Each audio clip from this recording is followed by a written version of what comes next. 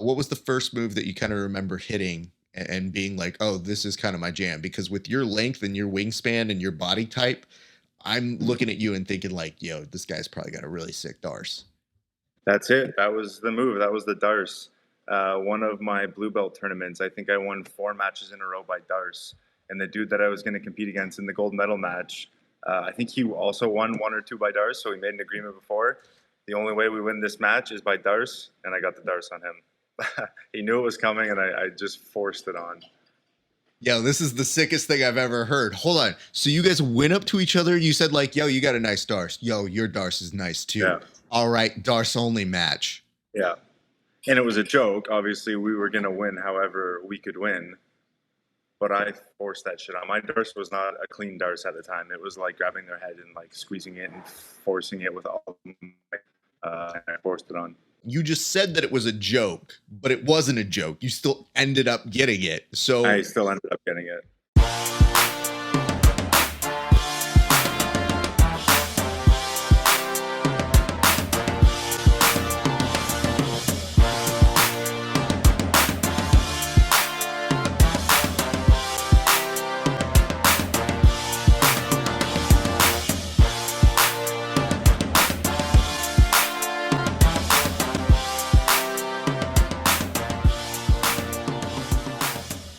what is up, ladies and gents? It is your friendly neighborhood BJJ podcaster, Rafa Esparza, coming to you with another great installment of Grappling Hour. If you're watching this right now, I can't tell you how much I appreciate you, but I want to go over one thing. If you're not a member of the Grappling Hour family, I ask a small favor.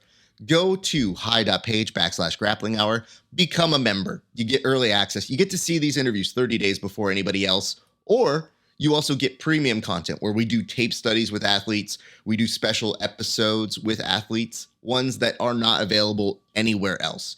And just this week, you'll be able to see some vlogs of myself going to our good friend Nikki Rod's seminar. So you get to see a little bit of what he was teaching. Hint, it was a body lock, but you knew that. But it was really good. I don't know what to tell you. If you can tell it's good because I'm able to use it. All right, but let's get to our guest today. So our guest today, not only has he charmed people with his mullet, but there's more than just the mullet to this man. There's talent. There's a lot of successes in the cage, in the arena. When this guy gets to fight, it's very exciting. I've seen him on the Contender Series, but more than just that, I was very impressed. You know, we're the Grappling Hour, so we tend to bring on people who have great grappling. And yeah, he won via TKO this past week or so. But there was something that was really impressive to me was his front headlock control. This man was able to make good wrestling pummels and turn that into a major success. I really wanted to talk to him. We have a mutual friend. He was more than happy to put us in touch. And in watching this man's fight career and doing the back study, there's a lot of not just improvements, but you can kind of see where the direction of where his career is going. And I'm very excited to see where that goes. So I wanted to talk to this guy. So why don't we talk to the man with maybe, I'm not going to do hyperbole here, one of the best mullets in all of MMA. Ladies and gentlemen, please welcome Aaron Jeffrey. Aaron, how are you doing, sir? Man, I appreciate the words. That's very kind of you. Listen, dude, I just want to be very clear. I wish I could do the hairstyle that you do.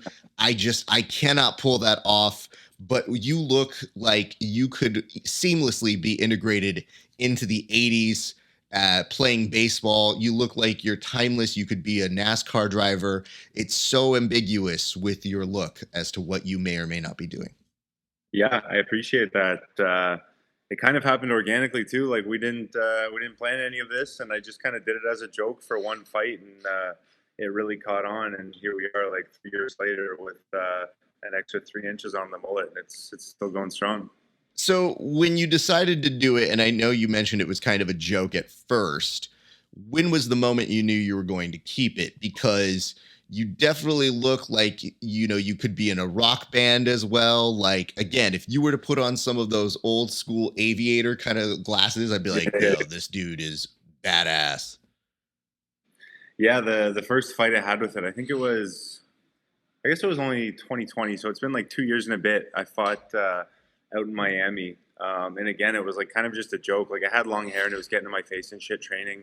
but I kind of wanted to keep it, and I thought mullet was the best option. It's not going to be in my face, but I can still rock some flow. And it was like all the commentary was talking about, and all the comments on the posts and shit after were just talking about the mullet. So I was like, I guess I'm keeping it now. In doing research, I think I know which fight you're talking about, because I listened to that commentary and you were doing some really cool things in that cage. And I did hear them occasionally go off topic. And as a broadcaster and commentator myself, I was like, guys, he's more than just a mullet. Up here, Yeah. people, he's a person as well. Look at the face, please. Right. I think even in my last Contender Series fight, Paul Felder was on the mic and said something about. He said like, "Yeah, he's got good hair, guys, but like let's talk about his skill set too." Well, I mean, hey, listen, good on Felder, because Felder is one of the first people to tell you how many people he's trained with on the sticks. So normally those are diatribes that go off for about a good 2 minutes. So kudos on that one. I want to tell you this, though. I did mention this in the intro, and I do mean it. It is hard for us sometimes when we have jiu-jitsu friends who get knockouts, and I'm like, hey, guys, I can't bring you on the show. Like, you got a knockout. It's kind of, I'd love for a jiu-jitsu finish to be happening. Happy you won. In your case, the reverse. I feel like a lot of the success in your last fight was due to your ability to really contain that man, because there was some good cage positioning in that fight. And one of the things that I was really impressed with was, if you're doing this to also a high-level jiu-jitsu person, you were able to contain them, and it looked like you were depleting his energy. So, tell me a little bit about that fight, and from your recollection, if that was something that was successful in that moment, because I just wasn't in that clinch with you guys, so I wouldn't know. Yeah, for sure. I mean, like going into this fight, if you watch any of my past interviews, like leading up to it, I was saying he fights very similar to me. We both kind of walk forward, we pressure, we put guys on the fence. He tends to work really hard for takedowns, and he's got a pretty good top game. He's a BJJ black belt. My style is a bit more like just kind of grind. Like I'll hit takedowns if it's there, but I kind of like beat guys up on the fence and wear them down and look for the TKO. So I knew that was what was going to happen. He was going to walk forward, he was going to clinch me, and he was going to work on the fence. I just thought nobody had really like dirty boxed him, like thrown elbows, thrown knees, and kind of like made him work there and made it dirty. And I thought that game plan was going to be successful, and it was.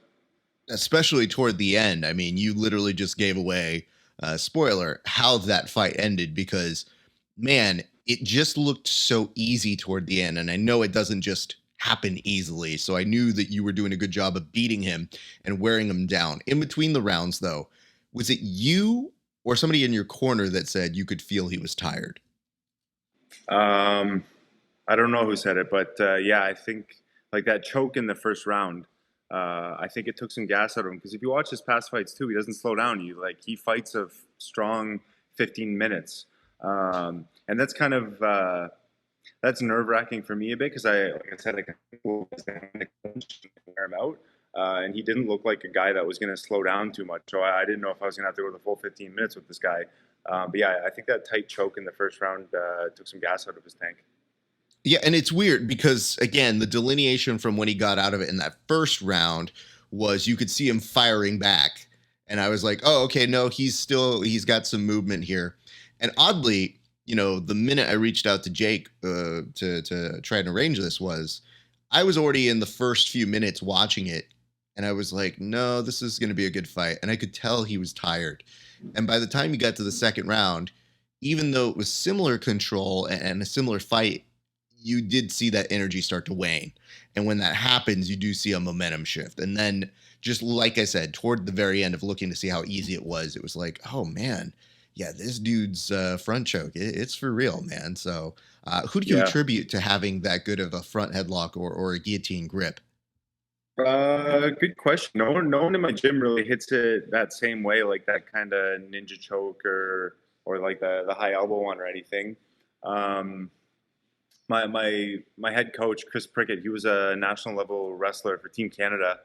He was an Olympic alternate, and his front headlock game is really strong, and we work a lot of that shit in the gym, offensively and defensively. We're a huge front headlock gym, so it's been like years and years of working that stuff.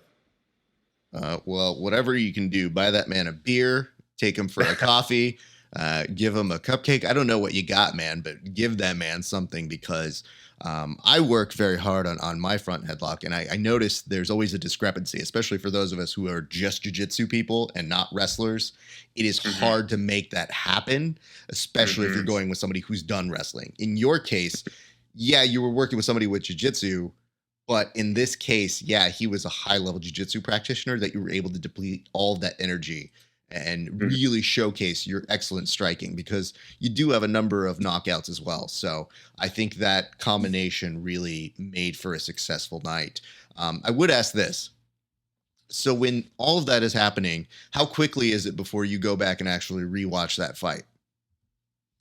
I've only watched it once so far, actually, and it was just the morning after. Like, I don't sleep well after a fight. I'm up at like 6, 7 a.m., kind of tossing and turning. So I woke up and watched it then, just kind of for fun, not really like analyzing technique or anything, just kind of doing it for fun and patting myself on the back. You know what I mean? But no, I'll probably watch it again with my coaches next week and work on some shit so we can take away from it.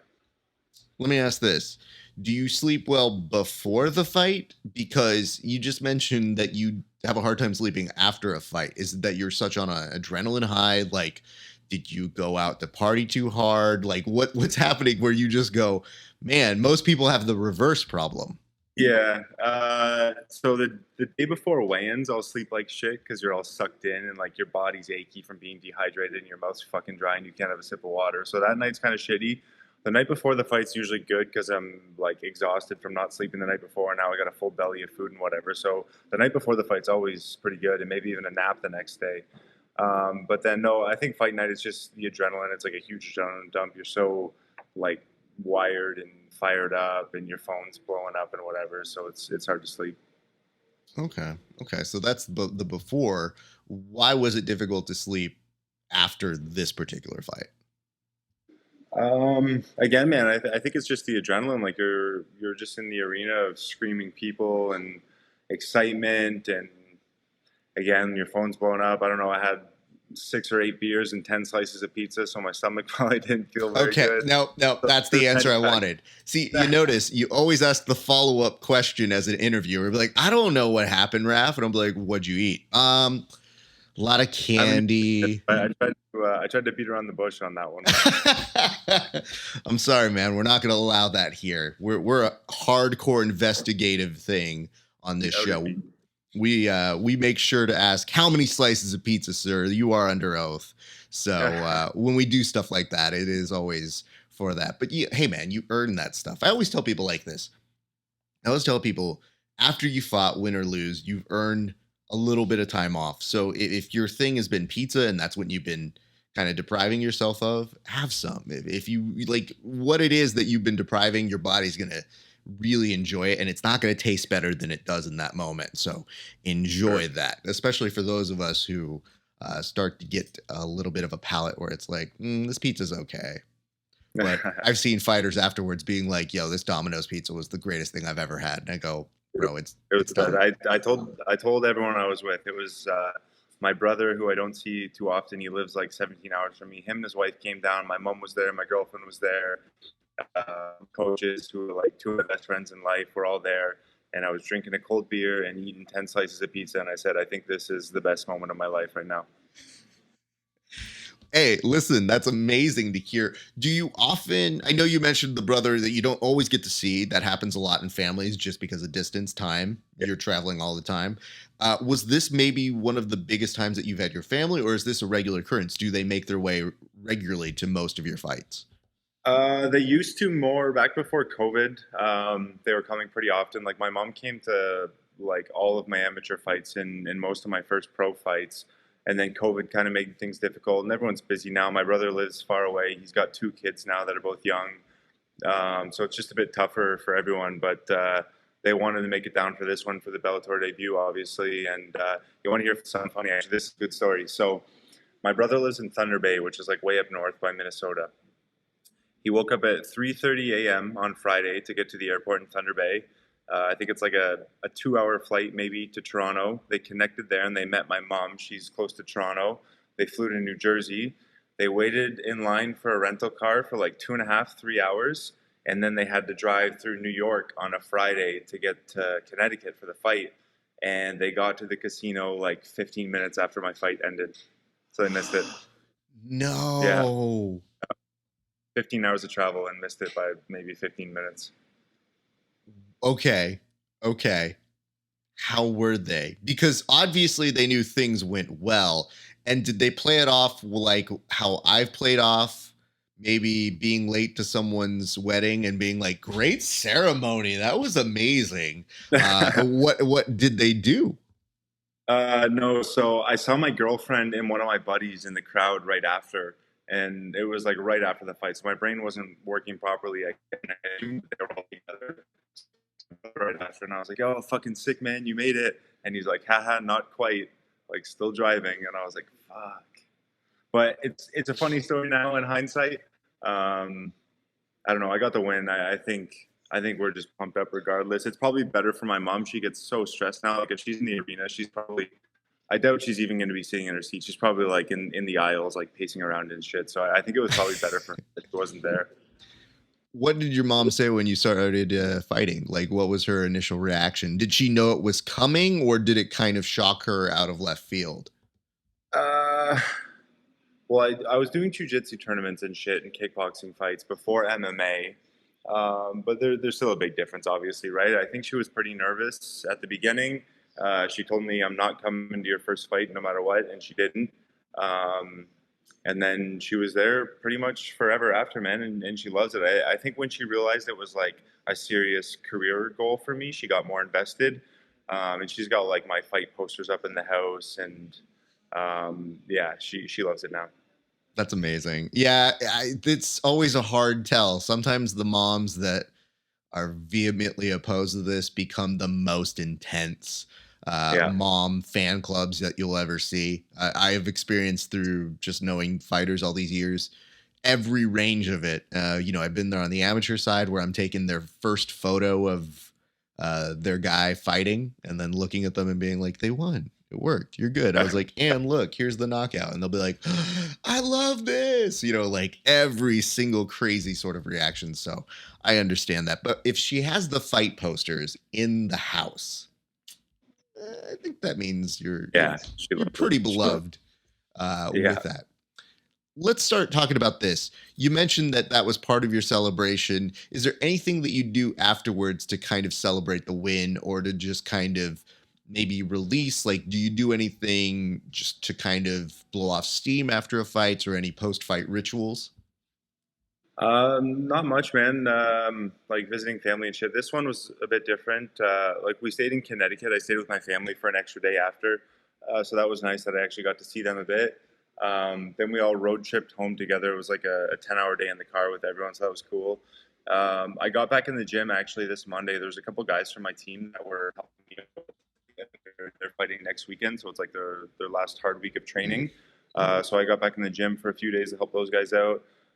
Now I'm in Quebec, which is like 6 hours from where I'm from. I just drove yesterday with my girlfriend. We're visiting her family.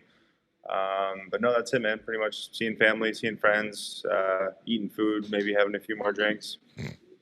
You I'm a simple mentioned, man. hey, listen, we'll find out how accurate that is.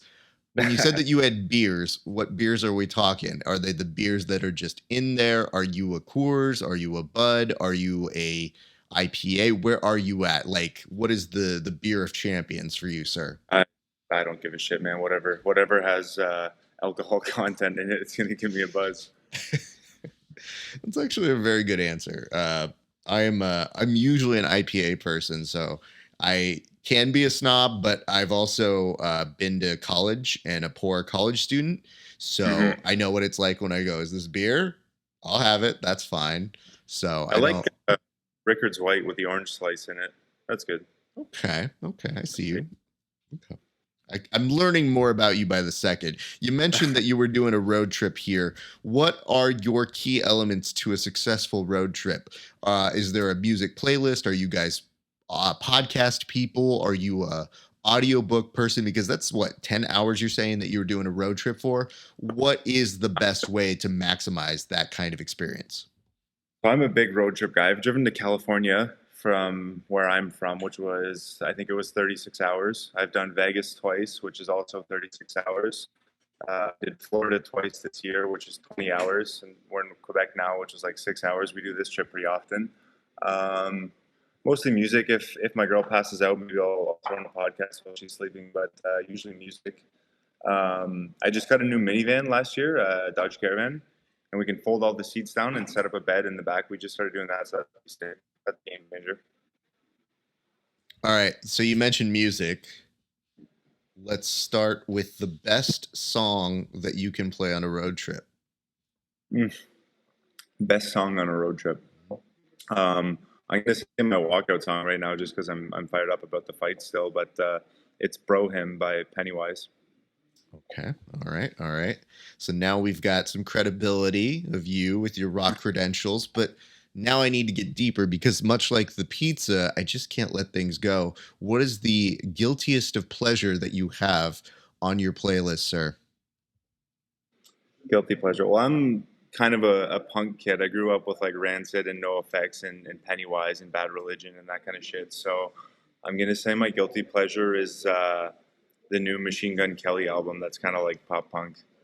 I Interesting. really like that. You know, I get it. That's definitely the riskiest thing that you can put out there. But you know what? By proxy, he's kind of in the culture because he almost in a photo fought Conor McGregor when Conor was vaguely almost coked out of his mind trying to fight somebody at the VMAs. So there is that. Okay. I can kind of see that. That's not even as bad as I thought it would be. I was hoping somewhere in the deep recess of your playlist there would be a Katy Perry or something that you'd be like, listen, dude. Nothing on the phone. If it comes on the radio, I might leave it on, but nothing in my playlist. Understood. And also if you're traveling with a lady, you always got to play those songs that are more for them and less for you. So I just wanted to make sure. If you're playing a podcast, though, which podcast is it going? She's making faces right now in the background. Okay. So there's some dissent here. Why is she making faces here? My rule that I always say, if I'm driving, it's my music. If you're driving, we can put on your music. But the thing is, out of the like 200 hours in the car together, she's driven about 1 hour of all that. So her music doesn't come on too often. But we have similar taste. It's not like her music's the opposite of mine and she's hating what I'm playing. She likes it too. Blink once if you're in trouble. Blink twice if everything's okay. I think I'm okay. Okay, I'm not going to get you guys into a fight because, you know, there are some fights you don't take. So as somebody who's married, I can tell you, you win and pick your battles as smartly as you can. Okay. I was asking, though, on the podcast side, what podcast are you going? Are you guys going more murder mystery? Are you going more anthology? Where are you going when you have that? Like I said, I'm a nutritionist and I'm kind of like a science nerd. So it's like a lot of sciencey stuff, some nutrition stuff, some like biology, health stuff. Yeah, that kind of shit. Wow. Real barn burning information. But this shows how dedicated to the craft you are. I think one of my favorite photos on your Instagram feed is there was a photo of you during, I think, a weight cut that you did the squiggles, the draw-ons on where the effects of the food was. And I thought I thought that was great, especially when I saw that. I go, you know what? If my nutritionist or my meal prep people would have done that for me, I'd probably actually be fit. So I thought that was pretty good. Where did the whole like going into business and doing your own nutrition really come into play for you, sir? Good question. It was kind of a natural progression too, I guess. Like I was always interested in like health and biology and stuff. Like in high school, that's where I excelled. I went to university and studied medical sciences and thought I was gonna like be a doctor or a nurse or some shit. And got interested in nutrition. And then when I started like fighting and weight cutting, I just started kind of doing my own research to help out myself. Then it progressed. I did a sports nutrition certification. I worked in like a medical weight loss clinic for 4 years, and then I opened up my own business, and I've been doing that for the last maybe 4 or 5 years. That's amazing. Congratulations on that. Thank you.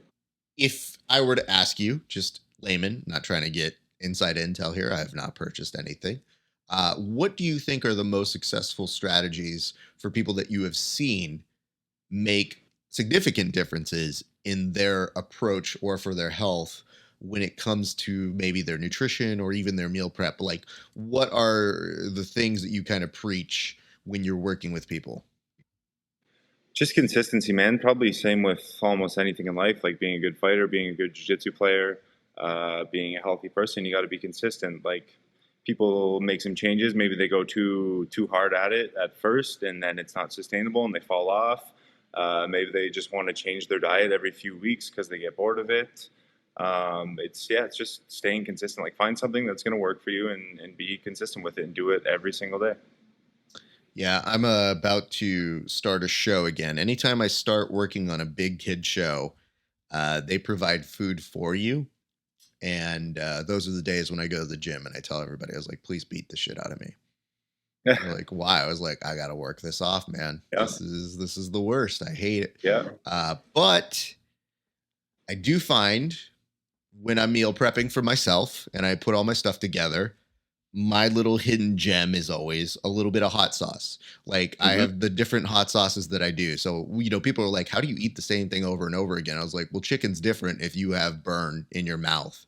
So Exactly. sometimes I put a little bit of that on there, or I do a little bit of a different recipe, but that's kind of my hidden secret. For you, Yeah.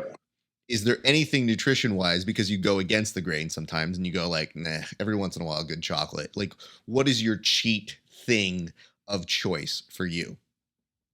Um, I'm pretty boring, man. I mean, even like after I had pizza and the next day I'm already eating like veggies and chicken and whatever again. Like I kind of bounce back pretty quick. If I had to say one thing, it would be cereal. Like I'm a big cereal guy. A lot of my fans and friends and shit know that. But even with my cereal, like my favorite's just frosted mini wheats. I think that's just the best. I would probably be right there with you. It's hard for me to do any other kind of cereal. And I'm not a big cereal person, but is there a cereal you don't like?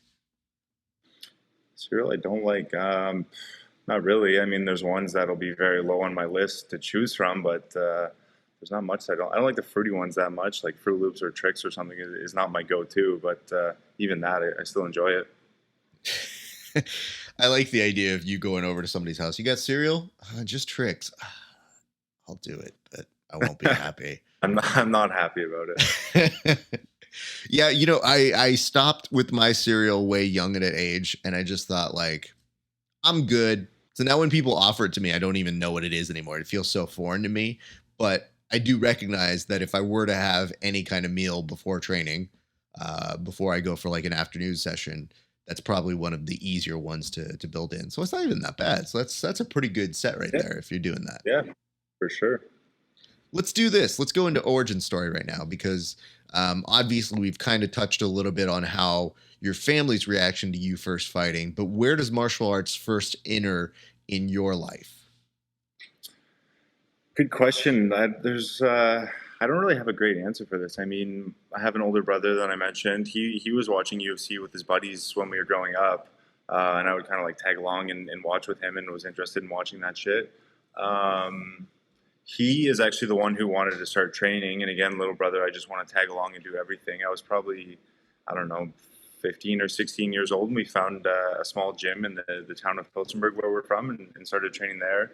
And then when I moved away for university, I found a better gym. They were more of a jiu-jitsu gym, like gi jiu-jitsu, and there were some decent guys there, some amateur fighters and some pro fighters.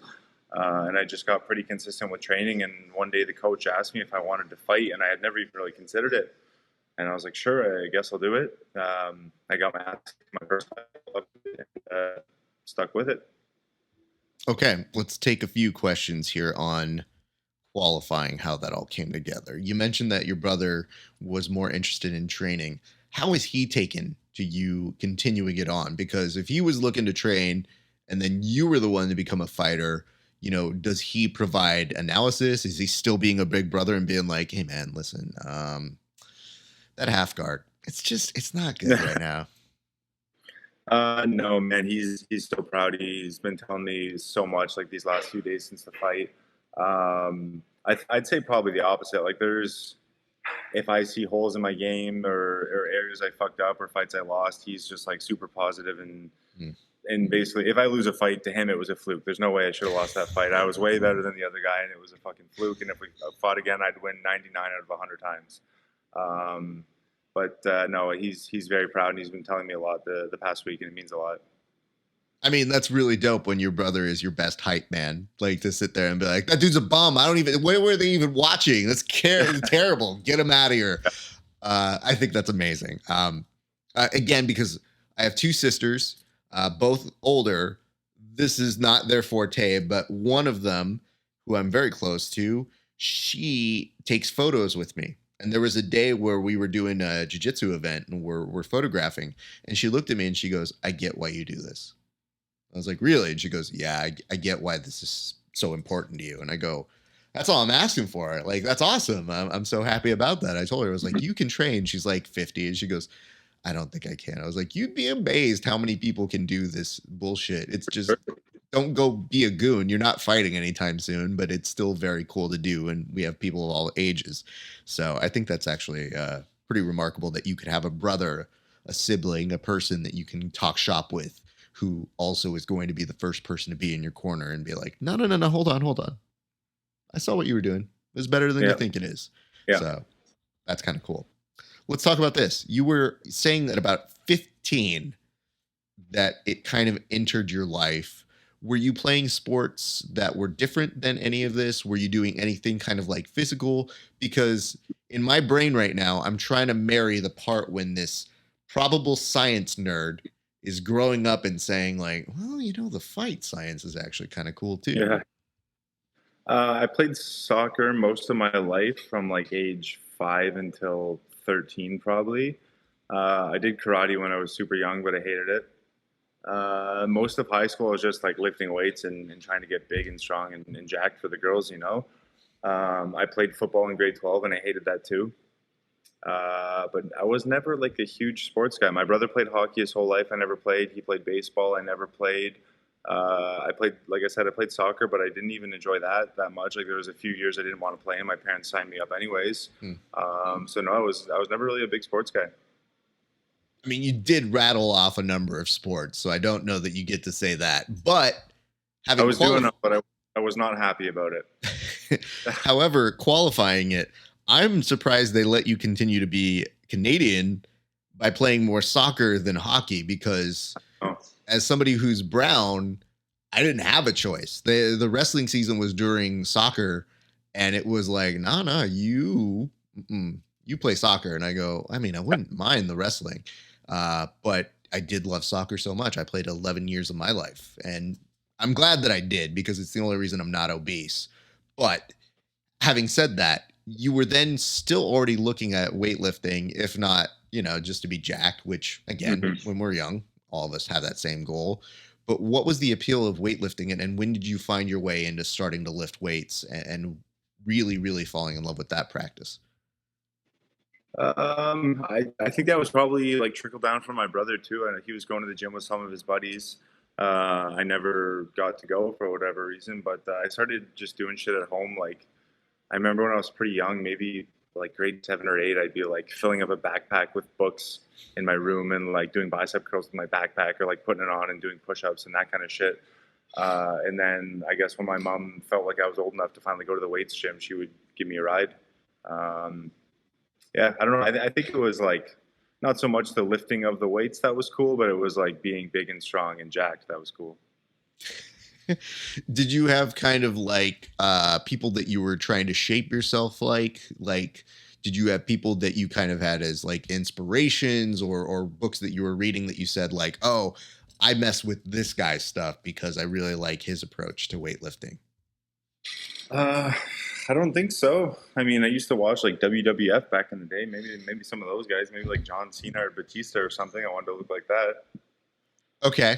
All right. Now you're into my forte, because so what you don't know, and I can kind of tell this by your social media presence, but even from your logo on, I can tell you're an old school pro wrestling fan. But the hair should be a dead giveaway, because when I see that, I go, I think this kid's cultured. I think he knows the good stuff. So having gotten into that, if you were a pro wrestling guy, who were your favorites? Who were your guys that you went to? So it was actually pretty short-lived too, my pro wrestling phase. Maybe there was 3 years where I was very into it. It was like when John Cena and Batista were like the two best guys. I liked them. Rey Mysterio. I can't even remember. I liked Kurt Angle. I don't know. I feel like this was like a good time in pro wrestling history. It was a very good time. I would ask this though. Have you ever pulled off a professional wrestling move in your jiu-jitsu era? Because there are some overlaps. And if you are looking at Kurt Angle's career, the man is responsible for my toe hold, because when I would start it, I'd be hitting it on people and I'd be like, oh, I'm hitting an ankle lock. And they go, that's not an ankle lock, dude. That's a toe hold. I don't know if you've seen any of my videos. There's two moves I hit that are like pretty pro wrestling-esque. There's the butt drag, and I don't really know. We call it a side pry, but it looks a lot like a DDT. If someone's like double leg and their head's on the side, you wrap the body and drop your weight on them, and they go head first into the mat. I've hit that in some fights, and there was quite a few comments online saying he fucking hit him with a DDT.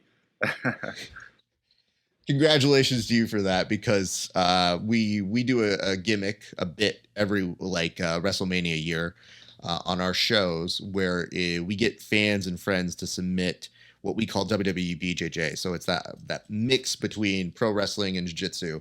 And the goal of it is like, it's trying to find funny ways that you integrate pro wrestling into a jiu-jitsu world. And because to me, sometimes jiu-jitsu gets a little too stuffy and it takes itself a little too serious.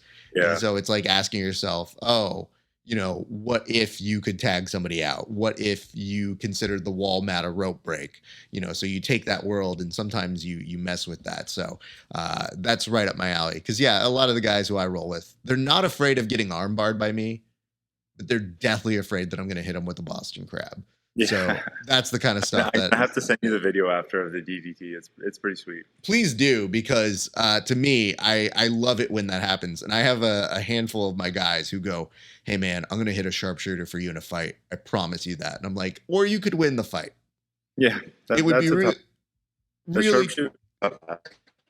you would be surprised if you go to 50-50, you actually have a much better shot of doing it. You just have to belly down from 50-50, and yeah, I guess so. It's possible. I'll send you a video that will help you, and then that way when you win your next Bellator fight, you can credit that back to us.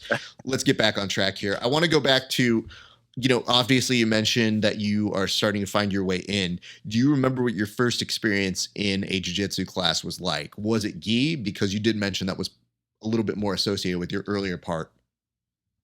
No, the first gym that I was at was, I think it was just no gi, but it was like, I don't know, weird gym. The jiu-jitsu guy was like this old stoner purple belt, talked about like doing acid and stuff. And I think he might have had some MMA fights, but we had no idea what was going on. He was like trying to start a fight team with like a few kids from this small town. I don't remember what my first class is like, but I know the instructor was an interesting cat for sure. To be fair, when you just mentioned old stoner purple belt, you just described every 10th planet that probably exists. So he was something like that. Relatable. So I get that. I would ask though, if you don't remember your first experience, there's obviously a moment when this starts to take hold and you recognize this is more than just something that you want to do, like just as a hobby. Where does this start to seep in where you go, oh, I kind of mess with this jiu-jitsu thing, or I mess with this MMA thing? Like, when does it take hold as actually being something that you say, I think I want to make a career of this? Yeah, it would have been my first jiu-jitsu tournament as a white belt. The first day, the gi day, I lost my first match by points and I was done. I went home and was like super bummed. And the next day, no gi, I think I won 4 matches and I won the gold medal. And I thought I was the fucking UFC champ. I thought I was like the toughest guy in the world.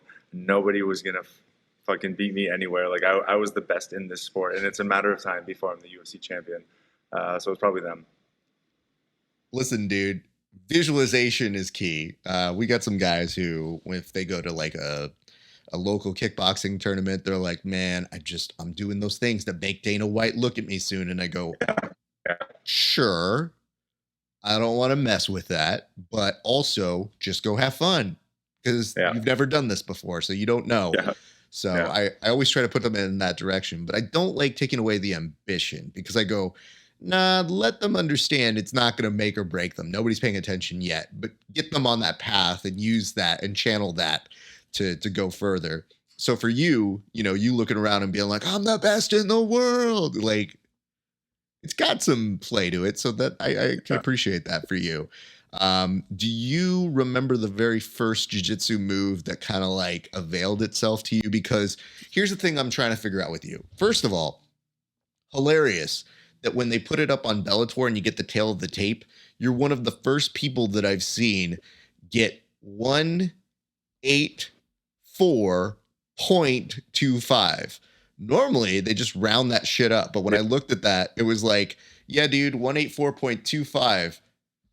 I thought it was so ridiculous that they went to the quarter pounder method Yeah. of putting that on there.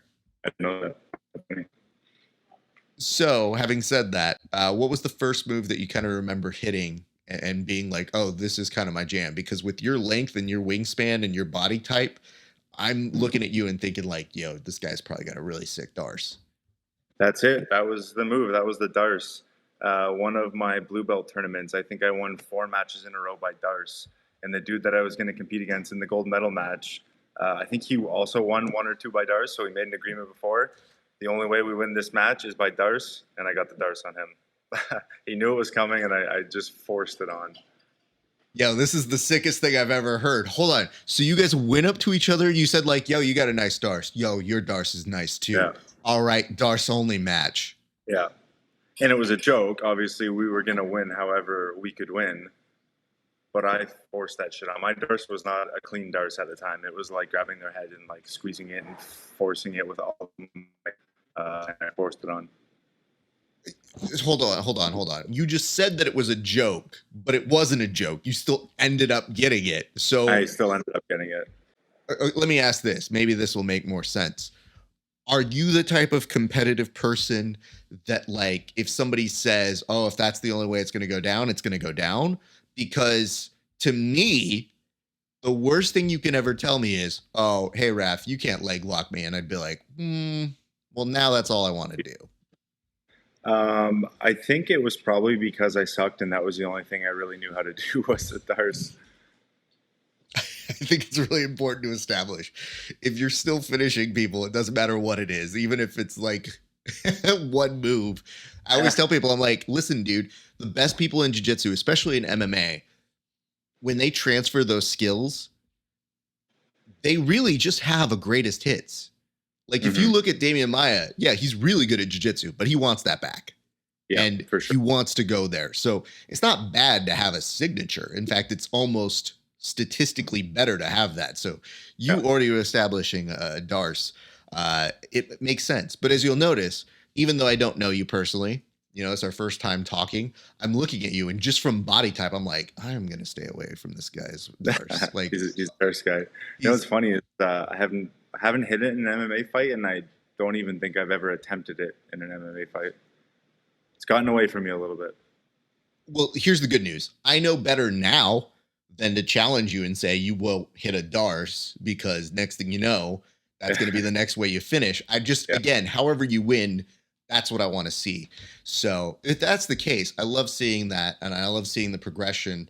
But when did you know you wanted to fight? Because if you knew that jiu-jitsu was starting to get there and you knew that you were kind of like, all right, I do like this a lot, you're making your way through blue belt, not everybody fights. So what is the desire and the want to fight for you? It was probably just from like training with some pros and amateur fighters at the time, and I thought it was like the coolest thing that these guys were actually fighting and not just doing jiu-jitsu. And I looked up to them a lot. And again, like my coach asked me one day if I wanted to do it, and I was like, fuck, I don't know. I never really considered it that much, but sure, why not? Let's do it. And yeah, it just kind of took off. Like I really enjoyed everything about it, even though I got my ass kicked, and stuck with it. That's awesome, man. That's very cool to hear that you kind of had that, because it's a different gear. Like I tell people, I'm like, not everybody has to fight, not everybody has to do this, but when you do find it, sometimes you find when you love it. What is your favorite fight on your resume so far? Because you've got a pretty good resume thus far in, But if people haven't seen you fight, like what's one of the ones that you kind of say like, hey, check out that fight? I actually really like that one. I think that last one was pretty good. Kind of mixed things up, did some things I haven't really done before. Like hit a nice takedown right into that front choke attempt. That was cool. Got a nice knockout. I like that one. One of my fights at Combat Zone versus Dennis Olsen, who was like a Bellator veteran too. That was a pretty sweet knockout. I like that fight a lot. Those are probably two of the ones I like the most. I do like the fact that I think it is a good mental health thing for you to be able to say, like, that last fight wasn't bad, because it shows you're continuing to progress and that maybe the next thing is going to be the next best fight. So I think that's actually the progression you want to see for fighters, especially those with your kind of hype and built to it. Like, I heard you on, I think, James Lynch's podcast saying, like, that conceivably could be something that you could see yourself fighting for a title sooner than later, especially if you keep up that trajectory. And the nice part about that is that was before this fight. Then you have a performance like you did, and you go, okay, well, let's see what he can do next. So I guess having said that, what are your kind of career goals and ambitions now? Do we see you back in Bellator? Are we kind of keeping things open? Like, what do you see happening next for you, even if you don't know the exact specifics? Well, I've got a 4-fight deal with Bellator, so 3 more fights on that contract. So that's going to be my home for the next bit, and I'm very happy about that. They're treating me very well. It's nice to know where I'm at for the next little bit. Like fighting on the regional scene, you're usually 1-fight contracts. You fight, and then it's like, am I going to get signed to a bigger promotion? Do I need to fight regional again? What's next? So it's nice to know that I have this home for the next little bit. That's awesome, man. And I'm, again, already looking forward to seeing what those next things are. As we start to wind down here, I would be terrible as a host if I didn't give you an opportunity to thank your sponsors and all the people, the team that you kind of want to give shout outs to that helped you on this win. And as you mentioned, it is an impressive win. It is really cool that you are happy about it, but I know it's not just you that makes it happen. So I want to give you an opportunity to go and shout out those people right now. Just check me out on social media, AAJ MMA. I got all my thanks there. I got my sponsors posted. I posted a funny little clip today of me almost tearing up at the post-fight presser. So yeah, the people know who they are, but I'll shout them out on there. That's what's up. I do realize this because as I was looking at your social media, I saw the beautiful mullet there. But now seeing you here, I kind of realize how the mullet works just from this front side. Yeah. Okay. It looks like you have a normal person haircut, but exactly. That when you have like a bow tie that clips on, it feels like you're a normal person haircut that has like a clip-on hair part, because that thing, the branch there that happens, like, again, I'm a normal person right now. You look like you could be an accountant right now for all I know, dude. And then I see that and I'm like, oh God, that mullet, it's so powerful. If this dude is lying to us about this mullet, I will trash this interview so fast. It's as legit as it gets. It is. I'm so glad you phrased it like that. So there's not any lawsuits from any other place for whatever reason. Hey man, I just want to say thank you so much for your time. It is a pleasure getting to know you. And as I mentioned, man, the first thing I could see when I saw you fight was I recognized your work from what I've seen before, but especially this past week, seeing the progression of where it's going. It makes me so happy when you can see fighters who have good work, put in the time, and continue to grow. So I definitely wanted to give you your props and give you an opportunity to kind of catalog what happened here, because it was really, really impressive. And I'm already looking forward to whatever's next for you. And I'm so glad it's going to be in the Bellator cage. Thank you, man. I appreciate that. You've been pumping my tires nicely for the last hour. So I'm going to go, I'm going to enjoy the rest of my day after that.